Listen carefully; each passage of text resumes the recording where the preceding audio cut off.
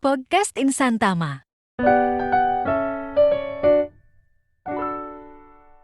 Gimana sih cara untuk menghadapi tantrumnya anak remaja itu kan kayak kalau anak remaja tuh kayak lebih mendengar kata teman daripada kata orang tua gitu ya nggak sih? Ya, sebenarnya gini, banyak orang tua tuh berpikir gini, anak aku masih kecil ya, kayaknya adiknya aja yang diperhatiin, gitu ya. Iya, Sukanya iya, kayak gitu ya. betul. Ketika aku deh punya anak 4 ya Bu ya, otomatis kan jaraknya lumayan nih dari pertama ke yang bungsu ya. Betul. Yang pertama sudah 13 tahun, yang bungsu ini mau 5 tahun.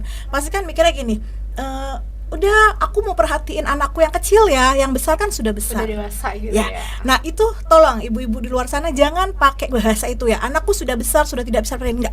Semakin anak besar itu Bu, semakin harus kita deketin. Supaya apa? Supaya yang ibu bilang tadi ya, supaya tidak mendengar kata-kata temannya.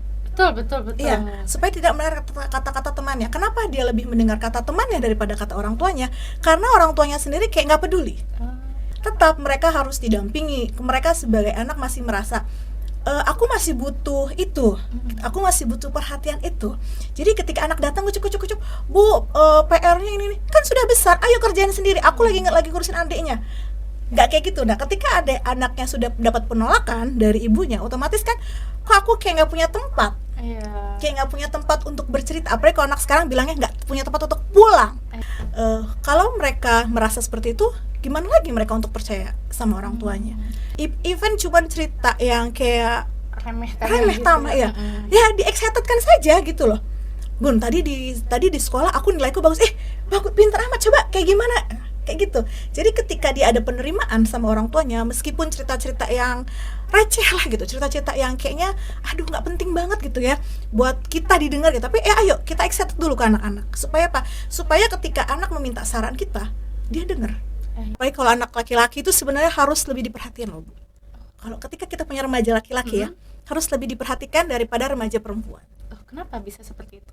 Kenapa bisa seperti itu? Karena laki-laki itu susah untuk bercerita. Karena laki-laki itu kan banyak menyimpan luka. Sekarang gini kan, kalau perempuan itu kan satu hari harus keluar 1000 kata ya. Betul. Ketika tidak bisa mengeluarkan 1000 kata itu, tersimpan di dalam hatinya luka itulah yang mengakibatkan perilaku laki-laki yang dingin lah, cuek, atau tiba-tiba yang temperamen. Apalagi kalau laki-laki tidak ada penerimaan di keluarganya.